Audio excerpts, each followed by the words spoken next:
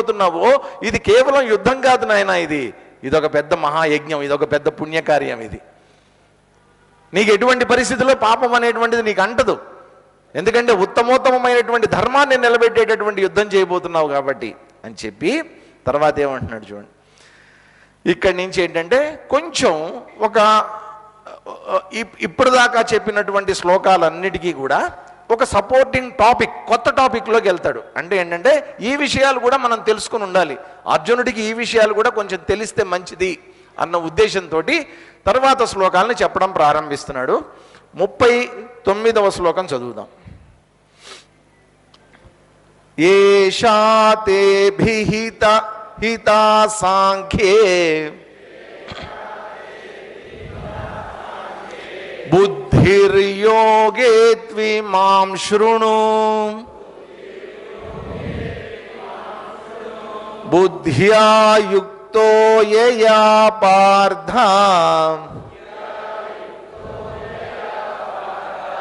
కర్మబంధం ప్రహాస్యసి ఏషా తే భిహితా సాంఖ్యే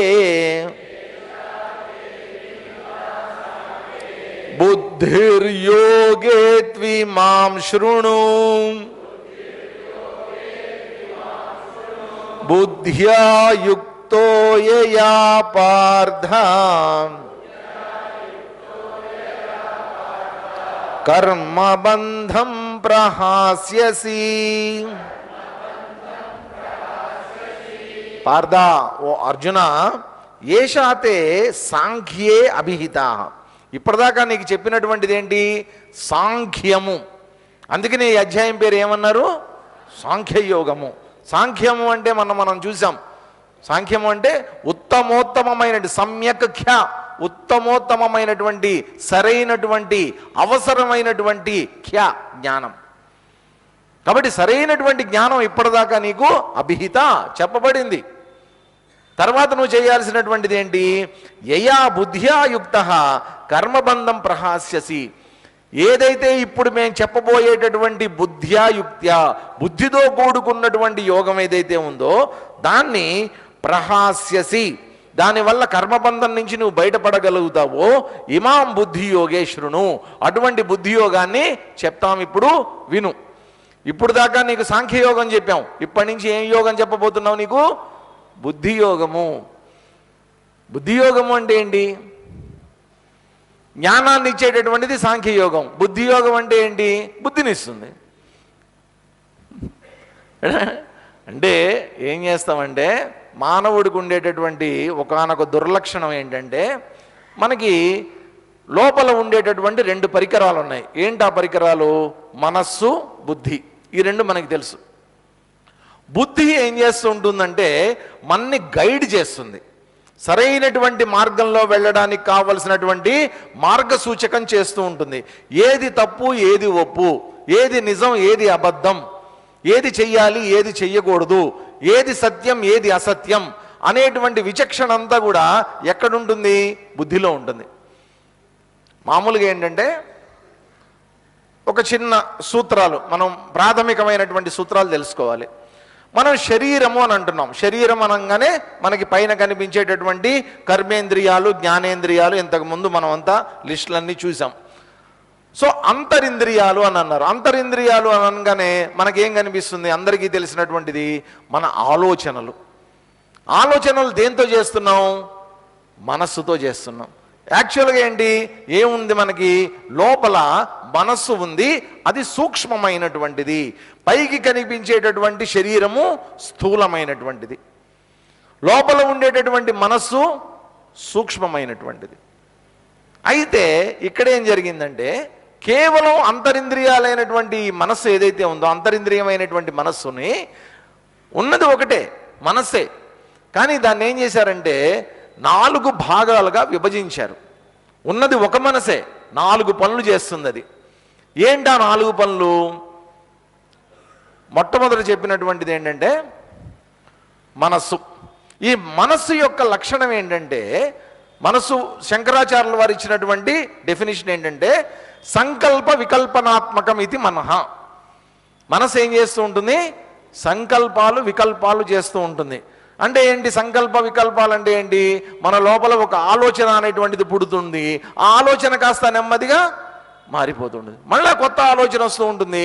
ఆ ఆలోచన ఎండ్ అయిపోతుంది. మళ్ళీ కొత్త ఆలోచన వస్తుంది, మళ్ళీ ఎండ్ అయిపోతుంది. ఒక సంకల్పం కలుగుతూ ఉంటుంది, వికల్పం అయిపోతూ ఉంటుంది. నిరంతరం పొద్దున్నుంచి లేచి రాత్రి పడుకునే వరకు ఏం జరుగుతూ ఉంటుంది? సంకల్పం వికల్పం, సంకల్పం వికల్పం. మనస్సు మారిపోతూ ఉంటుంది. నిరంతరం మార్పులకి లోనయ్యేటటువంటిది మనస్సు. ఒక రాజుగారు ఉన్నారు. ఆ రాజుగారికి ఏంటంటే, మామూలుగా రాజులకి అప్పుడప్పుడు కొన్ని విచిత్రమైనటువంటి కోరికలు పుడుతుంటాయి వాళ్ళకి. మన కథల్లో చదివినప్పుడు పిచ్చి పిచ్చి కోరికలన్నీ పుడుతూ ఉంటాయి. ఈ రాజుగారు కూడా, ఒక రాజుగారికి ఏమైందంటే, ఆయనకు ఒక విచిత్రమైన కోరిక కలిగింది. ఏంటంటే, ఏదైనా ఒక పెద్ద కథ వినాలి అని అనుకున్నాడు ఆయన. పెద్ద కథ, చాలా పెద్ద కథ వినాలి అని అనుకున్నాడు ఆయన. ఎలాగుండాలి అంటే, ఏవో సీరియల్స్ వస్తుంటాయి చూసారా, అవి ఎప్పటికీ అంతం మీకు గుర్తుందో లేదో, మనకి టీవీలో వచ్చిన కొత్తల్లో డీడీ వచ్చేది, దాంట్లో కొన్ని సీరియల్స్ వచ్చేవి హిందీలో. ఖాందాన్ అని, బునియాద్ అని, మా చిన్నప్పుడు, బాగా చిన్నప్పుడు అన్నమాట, హిందీ సీరియల్స్ 8 సంవత్సరాలు 9 సంవత్సరాలు వచ్చేవి. అవి చూస్తూనే ఉండేవారు. అట్లాగా అలా సాగుతూనే ఉంటుంది కదా. మన తెలుగు సీరియల్స్ కూడా వస్తుంటాయి అన్నమాట. అలా సాగుతూనే ఉంటాయి అవి. వాటికి ఒక అంతము, ఇక ఒక స్టోరీ, దీనికి అయిపోవటము, క్లైమాక్స్ ఏం ఉండదు. వాడికి ఏం కథ పెట్టడానికి అక్కడ ఏం లేదనుకోండి, ఊరికినే సరదాగా చెప్తున్నా, స్వామీజీ మీకు ఇవన్నీ ఎట్లా తెలుసు అని అడగండి. ఎప్పుడు మీరు నన్ను క్వశ్చన్ చేయొద్దు, నన్ను అస్సలు క్వశ్చన్ చేయొద్దండి, నాకు తెలుస్తాయి అంతే కొన్ని. ఆ సీరియల్లో ఎట్లా ఉంటుందంటే, నేను కొన్ని స్టడీ చేయడానికి చూస్తుంటానండి, చేస్తుంటా పిచ్చి పనులు ఇవన్నీ. ఆయన ఆ సీరియల్లో ఇక రన్ చేయడానికి వాడి కథ ఏం దొరకదన్నమాట. అక్కడ దొరక్కపోతే ఒక పాపం, ఒక ముసలావిడ ఉంటుంది. ఆ ముసలావిడికి ప్రతి 2 నెలలకు ఒకసారి హార్ట్ అటాక్ వస్తుంటుంది. ఆ సీరియల్లో ఆడికేం కథ లేదు. అక్కడ కథ లేనప్పుడు ఏం చేస్తాడంటే ఆవిడికి హార్ట్ అటాక్ పెడతాడు. అక్కడ వెంటనే అంబులెన్స్ రావడం, వాడిని హాస్పిటల్కి తీసుకెళ్ళడం, ఇదంతా కథలో పెట్టేస్తాడు. మళ్ళీ ఆడు ఆలోచించుకుంటాడు అనమాట, ఈ లోపల తర్వాత ఏం రాయాలని. మధ్యలో టైం పాస్ అనమాట ఆడికి. మనకి టైం పాస్, మనకి ఇక్కడ టెన్షను. ఆవిడ హార్ట్ అటాక్ వచ్చింది, హాస్పిటల్కి వెళ్ళింది, ఏమైందని. ప్రతి 2 నెలలకు ఒకసారి హార్ట్ అటాక్ వస్తుంది ఆవిడికి. ఈ సీరియల్ దాదాపు 4 సంవత్సరాలు నడిచింది. అది ఏంటి ఇలాగే ఉంటాయి. ఇలాగే పాపం ఆ రాజుగారికి ఒక పెద్ద కథ ఇట్లాంటిది ఏదన్నా వినాలనుకున్నాడు ఆయన. అందరూ వస్తున్నారు. ఆయన చెప్పాడు అనమాట, ఒక రూల్ పెట్టాడు. ఏంటంటే, ఎవరైనా సరే నాకు గనక అది కూడా కథ ఎట్లా ఉండాలంట, నేను ఆపమనేదాకా చెప్పాలి. నేను ఆపరా బాబు అనేదాకా చెప్పాలన్నమాట. అంత పెద్ద కథ చెప్పాలి నాకు. అందరూ వస్తున్నారు. ఎంత పెద్దగా చెప్పినా ఒక వారం రోజులు చెప్తున్నారు, నెల రోజులు చెప్తున్నారు. కథలన్నీ అయిపోతున్నాయి. ఒక రోజులో చెప్పేవాళ్ళు, గంటలో చెప్పేవాళ్ళు, ఇట్లా అయిపోతున్నాయి. కథలన్నీ అయిపోతున్నాయి. ఎవడు చెప్పలేకపోతున్నాడు. ఒకరోజు ఒకడు వచ్చాడు. వచ్చి, నేను చెప్తాను సార్ కదా అన్నాడు. అరే చాలామంది వచ్చారా, చెప్పడానికి ట్రై చేశారు, ఎందుకు ఊరికి నేను రిస్క్ తీసుకుంటాను. లేదు సార్ మీకు చెప్తాను కదా. సరే చెప్పు. కూర్చోబెట్టాడు. అంటే, అనగనగనగనగా ఒక ఊరుంది. ఉంది. ఊరి బయట ఒక పెద్ద మర్రి చెట్టు ఉంది. మర్రి చెట్టు ఉంది. దాని మీద బోళ్ళన్ని కాకులు ఉన్నాయి. సరే. ఇంతలో ఒక వేటగాడు వచ్చాడు.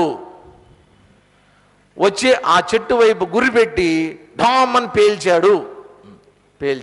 ఏం జరిగిన తర్వాత అన్నాడు, ఒక కాకి తుర్రమని పైకి లేచింది. తర్వాత ఇంకొక కాకి తుర్రమని పైకి లేచింది. తర్వాత ఇంకొక కాకి తుర్రమని పైకి లేచింది. ఆ తర్వాత ఇంకొక కాకి తుర్రమని పైకి లేచింది. ఇంకొక కాకి తుర్రమని పైకి లేచింది. ఇంకొక కాకి తుర్రమని పైకి లేచింది. ఈ రాజుగారు వింటున్నారు, ఈడేంటిరా బాబు కథ చెప్తాడని చెప్పి ఈ తుర్రు అంటాడు. ఎంతసేపు ఈ తుర్రు? పొద్దున 8 మొదలు పెట్టాడు, మధ్యాహ్నం భోజనం దాకా తుర్రు తుర్రమని వెళ్తుంది. ఇదే చెప్తున్నాడు. ఈయన అడిగాడు మధ్యలో, అరే ఎగిరిపోతాయి కదరా కాకులన్నీ.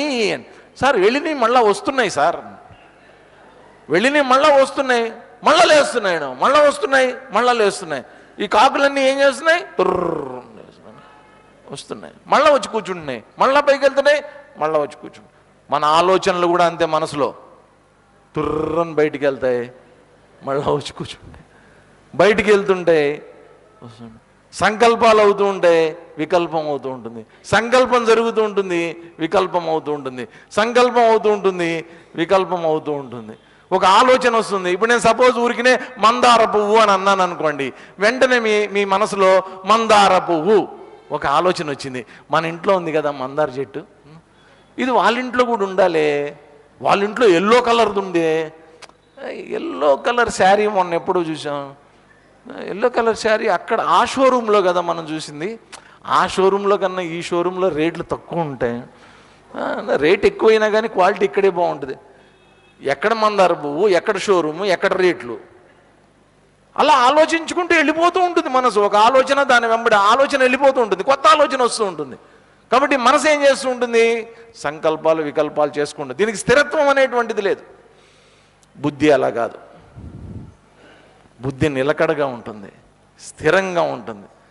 బుద్ధి యొక్క లక్షణం ఏంటంటే వివేచన, విచక్షణ, నిశ్చయాత్మకమైనటువంటిది, నిర్ణయాలు తీసుకోగలిగినటువంటి శక్తి కలిగినటువంటిది, ఎనలిటికల్ ఎబిలిటీ, ఎనాలసిస్ చేయగలిగినటువంటి శక్తి బుద్ధికి ఉంటుంది కదా.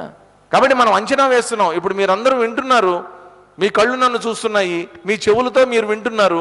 ఏం వింటున్నారు? కేవలం శబ్దాలను వింటున్నారు. ఈ శబ్దాలు లోపలికి ఎట్లా వెళ్తున్నాయి? ఒక ఇన్ఫర్మేషన్ లాగా వెళ్తున్నాయి. లోపలికి వెళ్ళిన తర్వాత కేవలం శబ్దాల్లాగానే వెళ్తున్నాయా? లోపలికి వెళ్ళిన తర్వాత ఆలోచించడం మొదలు పెడుతున్నారు. మీ మనసు, బుద్ధి అన్నీ కూడా పనిచేస్తున్నాయి, మీకు తెలియకుండానే పనిచేస్తున్నాయి. చక్క చక్క చక్క చక్క అన్ని పనులు చేసుకుంటూ వెళ్ళిపోతుంది మనసు. ఇతను చెప్తోంది కరెక్టా కాదా, ఇటువంటి అనుభవాలు నా జీవితంలో ఎప్పుడైనా ఎదురయ్యాయా లేదా, ఇన్ని రకాలైనటువంటి అనాలిసిస్ లోపల జరిగిపోతుంది ఇదంతా కదా. చింతన, చింతన, చిత్తం. ఎస్, 4 చెప్పాను కదా, 4 నేను 2 చెప్పా. మనసు, బుద్ధి, 3వది చిత్తం. చిత్తము అంటే ఏంటంటే జరిగిపోయినటువంటి గతం ఏదైతే ఉందో ఆ గతం యొక్క మెమరీస్. మనకి ఎప్పుడో జరిగిపోయింది, చిన్నప్పుడు ఎప్పుడో జరిగిపోయినటువంటి అన్ని బోళ్ళని ఉంటాయి మనకి. మన గతం పుట్టిన దగ్గర నుంచి ఈ రోజు వరకు ఎన్నో విషయాలు జరిగిపోయి ఉంటాయి. ఇవన్నీ ఎక్కడుంటాయి? మన లోపల. భగవంతుడు మనం అదృష్టం బాగుండి పుట్టుకతోనే మనకేం చేశాడు? ఒక 1000 GB హార్డ్ డిస్క్ కూడా పెట్టాడు లోపల. 1000 GB అంటే ఇప్పుడు కష్టం, దాన్ని ఇప్పుడు ఈ వీళ్ళ కుర్రాళ్ళ భాషలో చెప్పాలంటే 1 TB. ఇదివరకు టీబీ అంటే భయపడేవాళ్ళు. ఆ ట్యూబోక్యులరసిస్ అని ఏదో ఉంటుంది, అది టీబీ వచ్చిందంటే దగ్గు అదేదో వస్తుంది అనమాట. టీబీ అంటే భయపడి, ఇవాళ రోజున టీబీ అంటే టెర్రాబైట్, అంత మెమరీ లోపల పెట్టారనమాట మనకి. భగవంతుడు పెట్టాడు. ఇదంతా ఏంటి? లోపల చిత్తం రూపంలో ఉంటుంది. జరిగిపోయినటువంటివన్నీ కూడా లోపల ఈ చిత్తం అనేటువంటి మెమరీలో నిక్షిప్తమై ఉంటాయి. ఇప్పుడు మీకు ఎప్పుడు కావాలంటే అప్పుడు ఏం చేస్తారు? అక్కడికి వెళ్తారు, వెళ్ళి టక్మన్ అక్కడి నుంచి దాన్ని బయటికి తీస్తారు, తీసి చెప్పడం మొదలు పెడతారు. సో నిజంగా చెప్పండి, ఇప్పుడు చిత్తం అనేటువంటి మెమరీ అనేటువంటిది కనుక భగవంతుడు మన లోపల పెట్టకపోతే మన బతుకు ఎట్లా ఉంటుందో చూడండి ఒకసారి. ఇది ఎవరు పెట్టింది? ఇది దేని యొక్క ప్రక్రియ? ఇది మనసే. కాబట్టి మనసు మనసుగా పనిచేస్తుంది, మనసు బుద్ధిగా పనిచేస్తుంది, మనసు చిత్తంగా పనిచేస్తుంది. ఇదే మనసు అహంకారంగా కూడా పనిచేస్తుంది. 4వది అహంకారం. అంటే ఏంటి? మనం అనుకునే అహంకారం వేరు. మనం అనుకునే అహంకారం ఏంటి? అరే వీడికి చాలా అహంకారం ఎక్కువరా. అహంకారం అంటే మన దృష్టిలో ఏంటంటే పొగరబోతనం, నిర్లక్ష్య ధోరణి, ఇటువంటి వాటిని మనం అహంకారం అంటాం. వాస్తవంగా వేదాంతంలో అహంకారము అంటే ఏంటంటే నేను అనేటువంటి భావన, నేను అనేటువంటి స్ఫురణ. ఈ స్ఫురణ నిరంతరంగా మీలో ఉండట్లేదా? నిరంతరం మీకు తెలియకుండానే నేను కూర్చున్నాను, నేను వింటున్నాను, నాకు అర్థమవుతోంది, నేను వచ్చాను, నేను వెళ్తాను.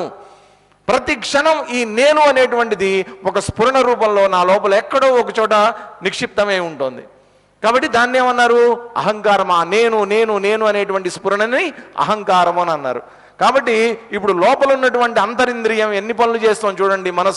మనసు, బుద్ధి, చిత్తము, అహంకారము. నేను ఎప్పుడు అడిగినా చెప్పాలి ఈ 4 మీరు ఏమేంటి చెప్పండి?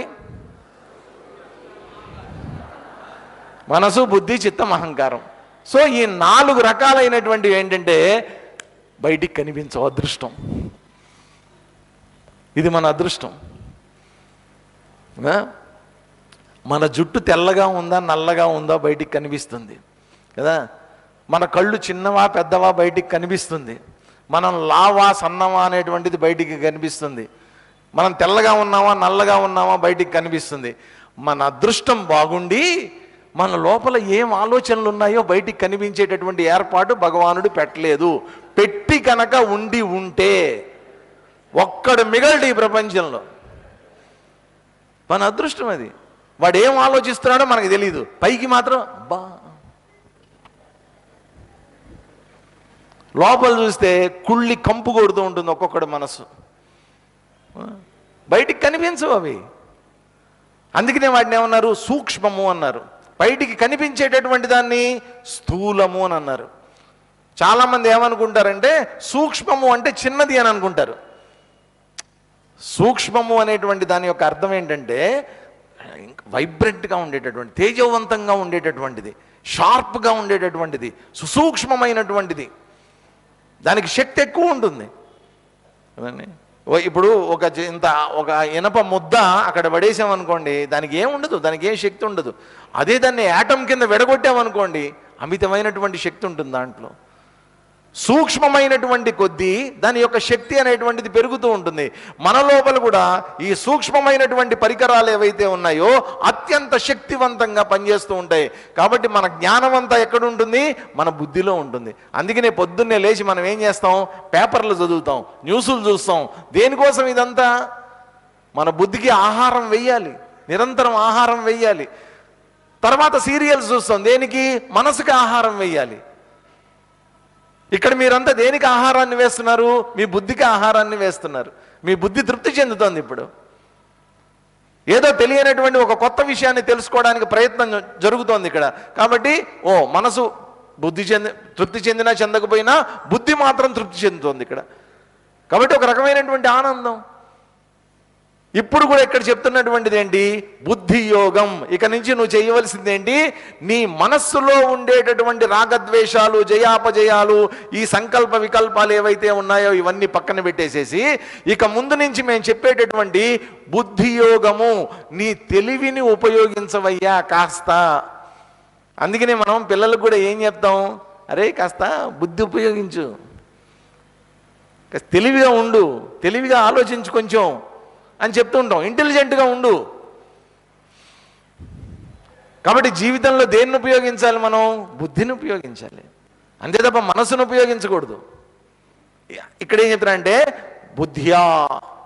ఈ బుద్ధిని కనుక, నువ్వు బుద్ధి యోగాన్ని కనుక మేము ఇప్పుడు చెప్పేటటువంటిది నువ్వు జాగ్రత్తగా అర్థం చేసుకుంటే కర్మబంధం ప్రహాస్యసి, కర్మబంధంలోంచి నువ్వు బయటపడతావయ్యా. కాబట్టి మనందరం తెలిసో తెలియకో ఒక బంధంలో ఉన్నాం. ఏమిటా బంధం అండి? కర్మబంధం అన్నారు దాని పేరు ఇక్కడ. దాని పేరేంటి?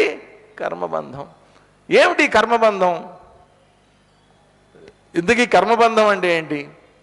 కర్మ అంటే ఏంటి చెప్పండి. కర్మ అంటే ఒక పని. ఒక పని చేసిన తర్వాత ఏం జరుగుతుంది? ఒక ఫలితం వస్తుంది. ఏ పనినా చేయండి, మీరు పని చేసిన తర్వాత ఏం రావాలి? ఒక ఫలితం అనేటువంటిది వస్తుంది. ఆ ఫలితం ఏం చేస్తుందంటే ఇంకో కొత్త కర్మకి ప్రోత్సాహాన్ని ఇస్తుంది. కొత్త కర్మకి ప్రోత్సాహం ఇచ్చినప్పుడు ఏం చేస్తారు? మళ్ళా ఆ కర్మ చేస్తారు.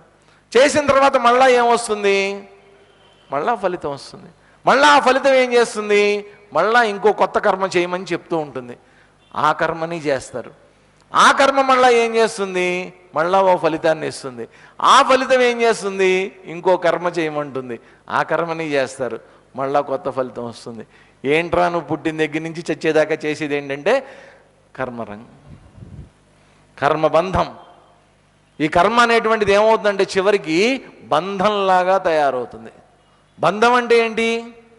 మనం వద్దనుకున్నా కానీ మనని పట్టుకునేటటువంటిది బంధం. నాకు వద్దురా బాబు అని పట్టుకుంటే కూడా బంధం అన్నారు దాన్ని.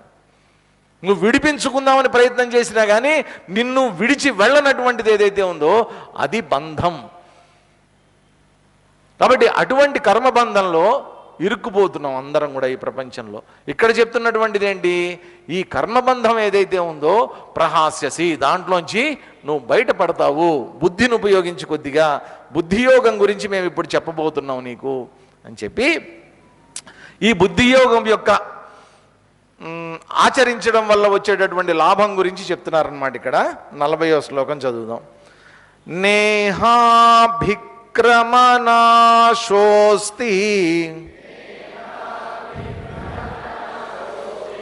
ప్రత్యవాయో న విద్యతే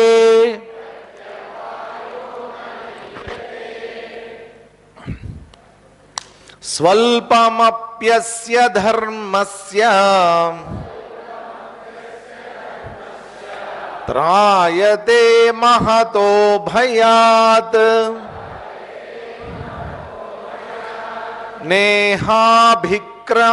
నేహాభిక్రమనాశోస్తి ప్రత్యవాయో న విద్యతే స్వల్పమప్యస్య ధర్మస్య త్రాయతే మహతో భయాత్. స్వల్పమపి ఇక్కడ చెప్తాం చూడండి. ఇప్పుడు మేము చెప్పబోయేటటువంటి బుద్ధితో కూడుకున్నటువంటి యోగం ఏదైతే ఉందో దాన్ని స్వల్పమపి, నువ్వు కొద్దిగా ఆచరించినా కూడా, మొత్తం ఆచరించాల్సిన అవసరం లే, కొద్దిగా ఆచరించినప్పటికీ కూడా ఇహ అభిక్రమ నాశ నా అస్తి. ఈ యోగంలో ఉండేటటువంటి అవకాశం గురించి చెప్తున్నారు చూడండి. అభిక్రమ నాశము అనేటువంటిది లేదు. అంటే ఏంటో చూద్దాం. రెండవది ప్రత్యవాయ న విద్యతే, ప్రత్యవాయ దోషం అనేటువంటిది కూడా ఉండదు. అభిక్రమ దోషము, అభిక్రమ నాశ దోషము, ప్రత్యవాయ దోషము, ఈ రెండు దోషాలు ఉన్నాయి. ఈ రెండు దోషాలు ఏంటో మళ్ళీ చూద్దాం, చెప్తారు మనకి. చెప్పి అస్య స్వల్ప అపి మహత భయాత్ త్రాయతే. కాబట్టి ఈ రెండు కూడా లేకపోవడం వల్ల ఈ యోగాన్ని కనుక నువ్వు కొద్దిగా ఆచరించినప్పటికీ కూడా మహత భయాత్, గొప్పదైనటువంటి భయంలోంచి నువ్వు బయటపడతావు. అర్జునుడు ఏమయ్యాడు? ఎంతసేపు భయపడుతున్నాడు. దేనికి భయపడుతున్నాడు? దేనికి భయపడవలసినటువంటి అవసరం లేదో దానికి భయపడుతున్నాడు. అంటే వీళ్ళు గురువులు కానీ, తాతలు తండ్రులు కానీ, బంధువర్గం కానీ వీళ్ళందరూ చనిపోతారు, నేను చంపుతాను అనేటువంటి ఒక భయంలో ఉన్నాడు. అది మామూలు భయం కాదు, అది చాలా పెద్ద భయం. అది చనిపోతారు, చావు కంటే గొప్ప భయం ఇంకొకటి ఉండదండి ఎవరికైనా కానీ కదా. కాబట్టి అటువంటి భయంకరమైనటువంటి స్థితిలో ఉన్నటువంటి అర్జున, ఈ భయంలోంచి నువ్వు శాశ్వతంగా బయటపడతావయ్యా అని చెప్తున్నారు. అంతేకాకుండా ఈ బుద్ధియోగం ఉపయోగించడం వల్ల ఏమవుతుందట? అభిక్రమ దోషము అంటే ఏంటంటే, మామూలుగా ఒక రైతు ఒక పంట వేశాడు అనుకోండి, ఆ పంట వస్తుంది అని గ్యారంటీగా చెప్పగలమా? వేస్తే ఖచ్చితంగా వచ్చేస్తుంది పంట, మన చేతికి వస్తుంది అనేటువంటి గ్యారంటీ మనం చెప్పగలమా? చెప్పలేము. వేసిన తర్వాత పాపం నిజంగా చాలా బాధేస్తుంది ఒక్కొక్కసారి. మంచి పంట, ముఖ్యంగా కోస్తా జిల్లాల్లో అక్కడంతా మంచి పంట చేతికి వచ్చే టైము, కోతలు కోసి ఇంక వరి కుప్పలు వేసి ఇంటికి తెచ్చుకునేటటువంటి టైంలో సైక్లోన్ వస్తుంది, మొత్తం నాశనం, ఈదురుగాళ్ళు వస్తాయి, నాశనం. ఆ తెలంగాణలో అయితే కరెక్ట్గా సమ్మర్ టైంలో మంచి అక్కడ బొప్పాయి ఇవన్నీ తోటలన్నీ, అరటి తోటలు ఇవన్నీ బాగా వచ్చేటటువంటి టైంలో ఉన్నట్టుండి అక్కడ ఈదురుగాళ్ళు వస్తూ ఉంటాయి, మొత్తం అన్నీ పడిపోతూ ఉంటాయి అక్కడ, మొత్తం అంత రైతులకి నష్టం. అంటే ఒక ఒక ఒక పని మొదలుపెట్టిన తర్వాత అది పూర్తి అయ్యి దాని యొక్క ఫలితం మనకి పూర్తిగా చేతికి వస్తుంది అనేటువంటి నమ్మకం ఎప్పుడూ ఉండదు మనకి. దీన్ని అభిక్రమనాశ దోషము అంటారనమాట. చెప్పలేం, ఏం జరుగుతుందో చెప్పలేం. మనం ఒక వ్యాపారం మొదలు పెట్టాం, అందరూ ఆ వ్యాపారమే చేసి డబ్బులు సంపాదించారు, నేను అదే వ్యాపారం చేద్దామని మొదలుపెట్టా, వాడిలాగా సక్సెస్ అవుతానన్న నమ్మకం నాకు లేదు. ఏమో నష్టపోవచ్చు కూడా. అభిక్రమ నాశము. కాబట్టి ఈ యోగం ఆచరించినందువల్ల నాకు అటువంటి నష్టం ఏమన్నా వస్తుందా? ఏమీ రాదు. దీనివల్ల నీకు వచ్చేటటువంటి నష్టమేం లేదు. ఏమో మధ్యలో ఏమైనా పోతుందేమో, చేసిందంతా నష్టమైపోతుందేమో, అటువంటి బాధపడాల్సినటువంటి అవసరం లేదు. ప్రత్యవాయము అన్నారు. ప్రత్యవాయము అంటే ఏంటి? Adverse effects. ఇప్పుడు కొంతమంది ఉంటారు పాపం, వాళ్ళు కొన్ని యాంటీబయాటిక్స్ అవి పడవు. నాకు కూడా ఇదివరకు ఎమాక్సిసిలిన్ అని ఒక ఇది ఉంటుంది అనమాట, యాంటీబయాటిక్. ఎమాక్సిసిలిన్ 625 ఏదో ఇస్తారు కొన్ని వైరల్ ఫీవర్స్కి వాటికి. ఆ ఎమాక్సిసిలిన్ వేసుకున్నప్పుడు ఏమవుతుందంటే ఒళ్ళంతా ర్యాషెస్ వచ్చేస్తుంది, దురదలాగా వచ్చేస్తుంది అనమాట. చచ్చిపోతాను ఆ టైంలో. ఇంకా ఒళ్ళంతా మంటలు వచ్చేస్తాయి. దానికి ఏం చేస్తారు? అది రాకుండా ఉండడం, కానీ ఆ యాడ్వర్స్ ఎఫెక్ట్ సైడ్ ఎఫెక్ట్స్ అంటాం మనం కదా, ఆ సైడ్ ఎఫెక్ట్ రాకుండా ఉండడం కోసమని మళ్ళీ ఇంకో మందు ఏదన్నా ఇస్తారు దాంతోపాటు. ఆ రోజుల్లో అవిల్ ఇచ్చేవాళ్ళు, అవిల్ 25 mg అని ఇచ్చేవాళ్ళు. అది వేసుకుంటే కొంత బ్యాలెన్స్ అయ్యేది అనమాట, దానికి దీనికి బ్యాలెన్స్ అయ్యేది. అట్లా ఇదేంటంటే ఒక ట్యాబ్లెట్ వేసుకుంటే ఏ విధంగా అయితే సైడ్ ఎఫెక్ట్స్ వస్తాయో, కొన్ని మనం చేసినప్పుడు ఏంటంటే మనం వద్దనుకున్నటువంటి కొత్త రకమైన ఎఫెక్ట్స్ వస్తూ ఉంటాయి. అటువంటివి ఏమన్నా వస్తాయా ఈ యోగం ఆచరిస్తే? అటువంటివి కూడా ఏమీ రావు. కాబట్టి అభిక్రమనాశము అనేటువంటిది లేదు, ప్రత్యవాయ దోషం అనేటువంటిది లేదు. పైగా నువ్వేం చేస్తావు? భయంలోంచి బయటపడతావు, నష్టంలోంచి బయటకు పడిపోతావు నువ్వు. అందుకోసమని ఏం చేస్తామంటే, ఇప్పుడు మేము చెప్పేటటువంటి ఈ కర్మయోగ సంబంధమైనటువంటి రహస్యం ఏదైతే ఉందో దానికి సంబంధించినటువంటి బుద్ధి యోగాన్ని మేము చెప్పబోతున్నాం, దాన్ని నువ్వు ఆచరించు. యాక్చువల్గా ఏంటంటేనండి, అర్జునుడు ఏమి యోగి కాదు, ముని కాదు కదా, అనే పండితుడు కాదు, యుద్ధం చేయడానికి వచ్చినటువంటి క్షత్రియుడు. యుద్ధం అనేటువంటిది ఏంటి? ఒక పెద్ద కర్మ, యుద్ధ కర్మ అది. ఆ యుద్ధంలో యుద్ధ రంగంలోకి వెళ్ళి నేను ధ్యానం చేసుకుంటానంటే కుదరదు. అక్కడ యుద్ధంలోకి ఒకసారి ఎంటర్ అయిన తర్వాత నువ్వు ధనుర్బాణాలు పట్టాల్సిందే, యుద్ధం చేయాల్సిందే కదా. అటువంటి వాడికి ఇప్పుడు ఎటువంటి సలహాలు ఇవ్వాలి? కర్మ చేయడానికి వచ్చినటువంటి వాడికి నెమ్మదిగా అతన్ని కర్మయోగం వైపే తీసుకుని వెళ్ళాలి అతన్ని. కాబట్టి సరైనటువంటి గురువుకి ఎప్పుడు కూడా సరైనటువంటి గురువు ఎప్పుడు కూడా ఏం చేస్తాడంటే, శిష్యుడి యొక్క అంతరంగాన్ని అర్థం చేసుకుని, శిష్యుడి యొక్క మనస్తత్వాన్ని అర్థం చేసుకుని, శిష్యుడి యొక్క అవసరాన్ని అర్థం చేసుకుని, అతనికి ఏ రకమైనటువంటి మార్గం బెస్ట్ అవుతుందో ఆ మార్గంలోకి తీసుకుని వెళ్తాడు గురువు, సరైనటువంటి గురువు. తెలివి తక్కువ గురువు ఏం చేస్తాడంటే, నాకు తెలిసిందే నేను నీకు చెప్తా అంటాడు. నాకు ఏదైతే తెలుసో ఆ మార్గమే నేను నీకు చెప్తా, నువ్వు ఆచరించి తీరు, అంతే, వేరే మార్గం లేదు, వేరే గత్యంతరం లేదు అంటాడు. కానీ ఉత్తమమైనటువంటి గురువు ఏం చేస్తాడంటే, శిష్యుడి యొక్క స్థాయిని, శిష్యుడి యొక్క లెవెల్ని, శిష్యుడి యొక్క అతని యొక్క అనుభవాన్ని అన్ని అంచనా వేసి ఏ మార్గం ఇతనికి సూట్ అవుతుంది అనేటువంటిది చెప్పి ఆ మార్గంలో ముందుకు తీసుకెళ్ళడానికి ప్రయత్నం చేస్తాడు.